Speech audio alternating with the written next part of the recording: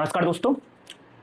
आज की इस वीडियो में हम लोअर पीसीएस, यूपी का लोअर पीसीएस, यूपीपीसीएस का प्री और बीपीएससी प्री के रिगार्डिंग सिंधु घाटी सभ्यता से क्या क्वेश्चन आ सकते हैं, क्या आपको पढ़ने की जरूरत है, ये सारी चीजें देखेंगे।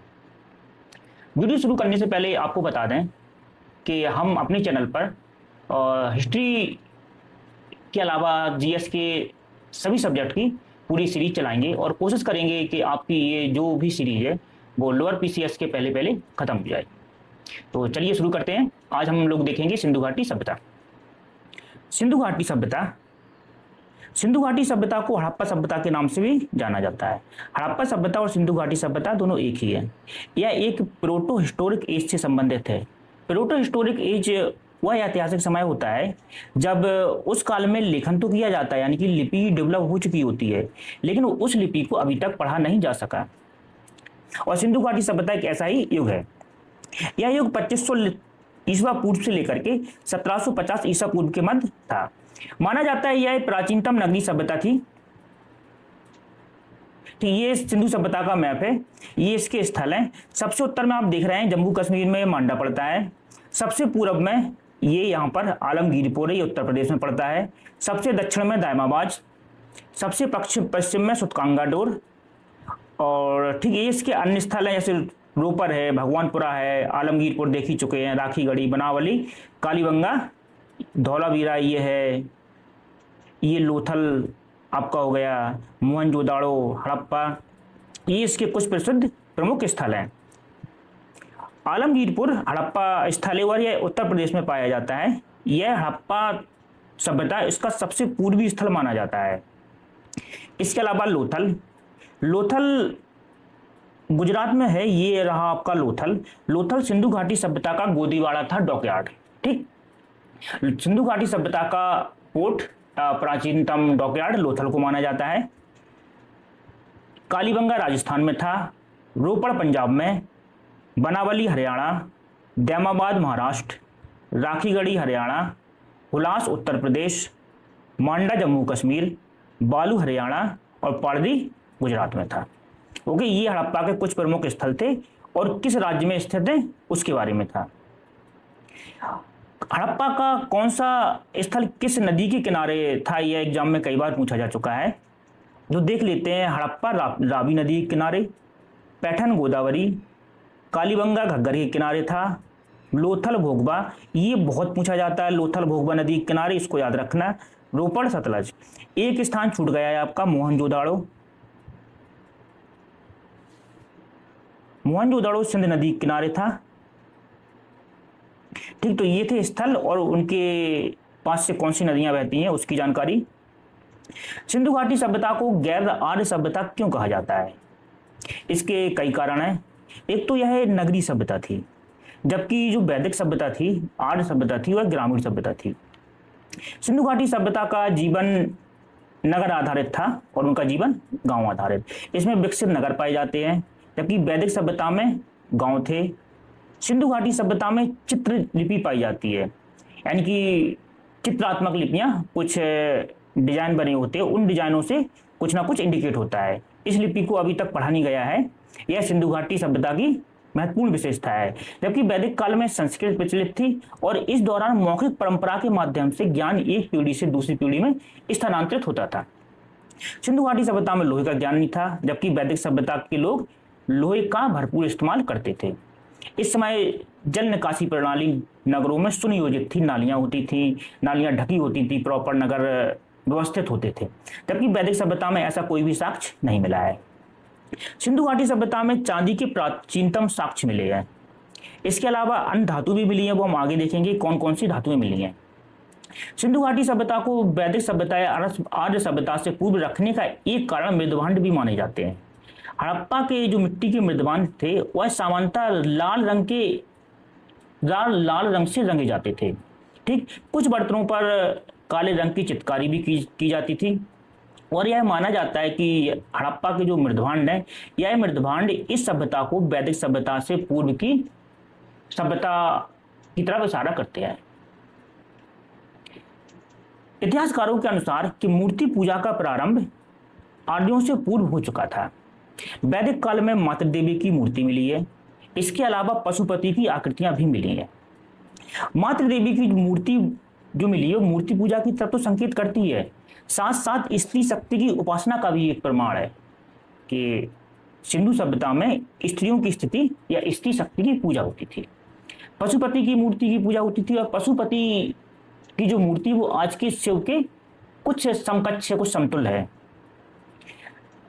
हालांकि इतिहासकारों का एक ज्यादातर हिस्सा लोग मानते हैं कि मूर्ति पूजा का आरंभ गुप्त काल में हुआ है। मथुरा में सबसे पहले बुद्ध धर्म से संबंधित मूर्तियां बनी थी, मथुरा और गांधार में। सिंधु घाटी सभ्यता के लोग अन्य जो पूजा करते थे, मातृ देवी की पूजा और पशुपति की पूजा हम देख ही चुके हैं। यह लोग लिंग व योनि की भी पूजा करते थे, पशुओं की पूजा होती थी, नाग और वृक्षों की पूजा भी करते हैं। वृक्षों की पूजा एक वहां मूर्ति मिली है जिसमें एक मूर्ति या उसको धरती माता का सांकेतिक रूप कह सकते हैं, उसके गर्भ से एक पौधा निकलता हुआ दिखाया गया है। हड़प्पा सभ्यता की जो मोहरें हैं उन मोहरों पर कुछ पशु अंकित हैं। उनमें हाथी है, गेंडा, बाघ, बैल और भैंसा, ये पशु मिले हैं, लेकिन गाय का किसी में भी चित्रण नहीं मिला। हड़प्पा के समय में गाय, घोड़ा और शेर ये जानवर नहीं मिले हैं।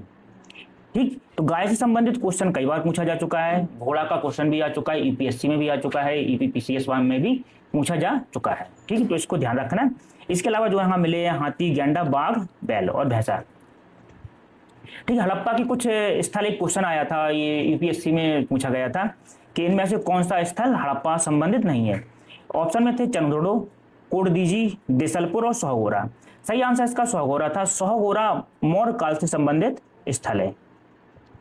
ठीक, ये पूछा जा सकता है ईपीपीसीएस या बीपीएससी के प्रीलिम्स में।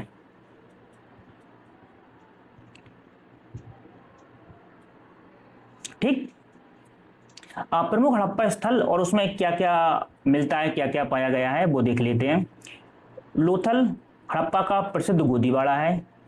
कालीबंगा से जुते हुए खेत के साक्ष्य मिले हैं। धौलावीरा से हड़प्पा लिपि के बड़े आकार के 10 चिन्हों वाला एक शिलालेख मिला है। बनावली से हल्की प्रतिकृति मिली है जो पक्की मिट्टी से बनी हुई थी। हड़प्पा से समाधान मिला।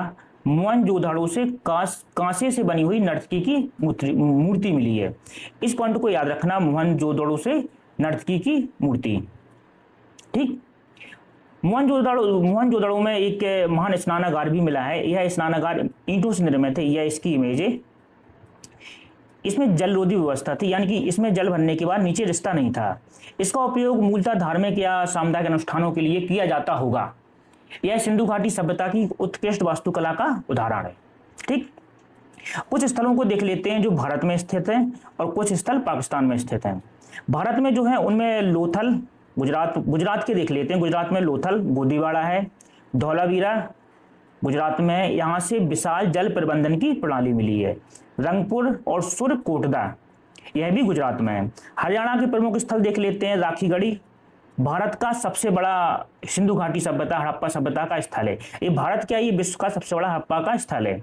इसके अलावा बनावली और मिथातल। राजस्थान में कालीबंगा मिला है। कालीबंगा में जुते हुए खेत के साक्ष्य मिले हैं। पंजाब में रोपड़ है। उत्तर प्रदेश में आलमगीरपुर जो कि इसकी सबसे पूर्वी सीमा है। हुलास, कश्मीर में मांडा। दो स्थल हैं, एक है मांडा, एक है मांडी। मांडी यूपी में है और मांडा उत्तर प्रदेश में है। ओके, कुछ खोजकर्ता और उन्होंने किन हड़प्पा स्थलों की खोज की है उनको देख लेते हैं। दयाराम साहनी ने हड़प्पा की खोज की है। हसनापुर जो कि हड़प्पा से संबंधित नहीं है, यह उत्तर वैदिक काल का एक स्थल है। इसके खोजकर्ता बीबी लाल थे। तक्षशिला जॉन मार्शल ने खोजी थी। लोथल जो कि हड़प्पा का गोदीवाड़ा है, SR राव ने इसकी खोज की थी। सुरकोटदा JP जोशी ने इसकी खोज की थी। धौलावीरा JP जोशी और RS बिष्ट। ठीक, पाकिस्तान में कुछ स्थल जो प्रसिद्ध हैं उन्हें देख लेते हैं। पंजाब में हड़प्पा जो कि रावी नदी के किनारे है और रहमान ढेरी। सिंध प्रांत में मोहनजोदड़ो सिंध नदी के किनारे हड़प्पा का सबसे बड़ा स्थल है। चंदोड़ो, कोटदीजी और आमरी। बलूचिस्तान में सुत कांगेडोर यह हड़प्पा का सबसे पश्चिमी स्थल है। बालाकोट और डाबरकोट। बनावरी और कालीगंगा से हल्की टेराकोटा की प्रतिलिपि मिली है। ठीक। ददेरी एक पर्वतीय हड़प्पाकालीन स्थल है जो पंजाब में स्थित है। लोथल के बारे में देख लेते हैं। कई बार लोथल से संबंधित प्रश्न पूछा जा चुका है और लगभग सभी एग्जामों में ही आ चुका है। लोथल सिंधु सभ्यता का एक बंदरगाह नगर था। ठीक। यहां से समुद्री व्यापार होता था। यह भोगबा नदी किनारे था और गुजरात राज्य में इस समय जहां अहमदाबाद पड़ता है उसके नजदीक स्थित था। लोथल पश्चिमी एशिया के साथ व्यापारिक संबंध रखने वाला प्रमुख हड़प्पाई नगर था। यहां से विदेशी मुहरें भी मिली हैं। हड़प्पा सभ्यता का सबसे बड़ा पुरास्थल कौन सा है अगर इसकी बात की जाए तो राखीगढ़ी। वर्तमान जानकारी के अनुसार राखीगढ़ी यहाँ का सबसे बड़ा स्थल है। राखीगढ़ी हरियाणा में स्थित है। हड़प्पा सभ्यता के सीमांत क्या थे, यानी कि उत्तरी, दक्षिणी, पश्चिमी और पूर्वी कौन से स्थल थे? सबसे उत्तर में मांडा है जो कि जम्मू कश्मीर में पड़ता है। ठीक। ये चिनाव नदी के तट पर है।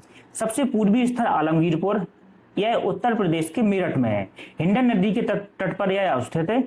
दक्षिण में दैमाबाद, यह महाराष्ट्र में पड़ता है, अहमदनगर के दैमाबाद में, पिरबरा नदी के तट पर। और सबसे पश्चिम में सुत कांगेडोर है, यह बलूचिस्तान में पड़ता है, मकरान तट है। ठीक। दास की नदी। उत्खनन और खोज की बात करें तो सर जॉन मार्शल ने मोहनजोदड़ो और हड़प्पा की खुदाई हुई थी उसके ये प्रभारी थे। यह भारतीय पुरातत्व सर्वेक्षण के महानिदेशक भी थे और इन्होंने ही इस सभ्यता को विश्व के सामने प्रस्तुत किया था। एक अन्य नाम भी आता है जगपति जोशी। जगपति जोशी ने सुरकोटदा की खोज की थी। सुरकोटदा ये गुजरात में है और यहाँ से घोड़े की हड्डियां मिली हैं। अन्य भारतीय नाम जो सिंधु घाटी सभ्यता की खोज से और उसके खनन से जुड़े हैं उनमें एक है दयाराम साहनी, दूसरे हैं आर.डी. बनर्जी यानी कि राखड़दास बनर्जी। राखड़दास बनर्जी मोहनजोदड़ो की खोज से जुड़े हुए थे। इन्होंने इसकी खोज 1922 में की थी। यह भारतीय पुरातत्व सर्वेक्षण के एक अधिकारी थे। ठीक। दयाराम साहनी ने हड़प्पा की खोज की थी 1921 में। उन्होंने रावी नदी के तट पर इस नदी का उत्खनन किया था। ओके। सिंधु घाटी सभ्यता की कुछ विशेषताओं की बात करें तो यह एक नगर नियोजित प्रणाली थी। ठीक। यहाँ पर सुनियोजित नगर पाए जाते हैं और नगर एक दूसरे को समकोण पर काटते हैं। इस तरीके से सड़कें होती थी, एक दूसरे को समकोण पर काटती थी। इन नगरों में उन्नत जल निकास प्रणाली पाई गई है। नालियां ढकी होती थी। ठीक। जगह जगह उनमें चेक पॉइंट होते थे जिससे उन्हें समय समय पर साफ किया जा सके। ठीक। ढकी हुई नालियां उन्नत सीवर प्रणाली उस समय की विशेषता थी। यह उस समय था जब हम बहुत ज्यादा उन्नत तकनीक की कल्पना नहीं कर सकते हैं और आज जब इतनी उन्नत तकनीक है तब भी इतनी अच्छी सिंचाई व्यवस्था या इतनी अच्छी साफ सफाई की व्यवस्था नहीं है। व्यापार वाणिज्य सिंधु घाटी सभ्यता में उन्नत था। मेसोपोटामिया से इनके व्यापारिक संबंध थे। कृषि भी होती थी, गेहूं, जौ, कपास जैसी प्रमुख फसलें होती थी। ठीक। हड़प्पा का जो प्रारंभिक उत्खनन था, प्रारंभिक उत्खनन से संबंधित अलेक्जेंडर कनिंघम थे, लेकिन अलेक्जेंडर कनिंघम इसके वास्तविक महत्व को समझ नहीं पाए थे। ठीक। अगर धातु की बात करें तो यहाँ पर जो धातुएं मिली हैं उनमें तांबा है, कांसा है, सोना है और चांदी है। ठीक। लोहा सिंधु घाटी सभ्यता में नहीं मिलता है। और मानव ने सबसे पहले किस धातु का उपयोग किया था इसकी बात की जाए तो सबसे पहले तांबे का उपयोग किया था और प्रारंभिक जो धातु युग है वो तांबे के कारण ही ताम्र पाषाण युग कहलाता है। ठीक। चालुक्य लिखित लिथिक एज। एक क्वेश्चन आया था कि कुछ संस्कृतियां दी थी, कुछ महत्वपूर्ण तकनीकी प्रचलन दिए थे, उनके कार्यक्रम क्या रहे उसको अरेंज करने के लिए बोला गया था। ऑप्शन में था नगर संस्कृति, लोहे का हल, आहत मुद्राएं, चांदी के सिक्के और सोने के सिक्के। नगर संस्कृति ये सिंधु घाटी सभ्यता का प्रमुख लक्षण था। लोहे के हल ये उत्तरकालीन, ये उत्तर वैदिक काल की व्यवस्था थी, विशेषता थी लोहे के हल। आहत मुद्राएं बुद्ध काल की विशेषता थी। चांदी के सिक्के यह मौर्य काल में प्रचलित हो गए थे और सोने के सिक्के यवन आक्रमण के बाद सोने के सिक्के प्रचलित हुए थे। ठीक।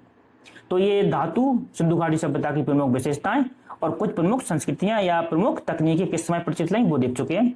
आगे बढ़ते हैं तो धौलावीरा एक प्रमुख नगर है सिंधु घाटी सभ्यता का। इससे संबंधित कुछ महत्वपूर्ण बातें हैं। देख लेते हैं। यह नगर 3 भागों में विभाजित था। यह गुजरात में स्थित है और एकमात्र ऐसा नगर है जो 3 भागों में विभाजित है, दुर्ग, मध्यनगर और निचला नगर। ठीक। हड़प्पाई नगरों की तुलना में पत्थर के व्यापक उपयोग का भी यहाँ साक्ष्य मिलता है कि पत्थर का व्यापक उपयोग इस नगर में किया गया था। धौलावीरा जल संचय और उन्नत जल प्रबंधन के लिए प्रसिद्ध है। ये क्वेश्चन कई बार पूछा जा चुका है। ठीक। यहाँ मान निर्माण के साक्ष्य, जलाशय की श्रृंखला, नहरों द्वारा जल प्रवाह, वर्षा जल संचय जैसी कुछ साक्ष्य मिलते हैं। ठीक। कुंतासी, धौलावीरा, लोथल और कालीबंगा, कालीबंगा कुछ नाम दिए गए थे। एक क्वेश्चन आया था कि इनमें से द्विसाव के प्रमाण कहाँ मिले हैं, तो उसका उत्तर था लोथल और कालीबंगा। लोथल और कालीबंगा में द्विसाव यानी कि एक ही कब्र में 2 व्यक्तियों को दफनाया गया था, ऐसा कुछ साक्ष्य मिला है, ऐसे कंकाल मिले हैं। ठीक। लोथल हम देख ही चुके हैं, कालीबंगा देख ही चुके हैं। लोथल गुजरात में, कालीबंगा राजस्थान में, दोनों जगह द्विसाव संस्कार के साक्ष्य मिले हैं। ठीक।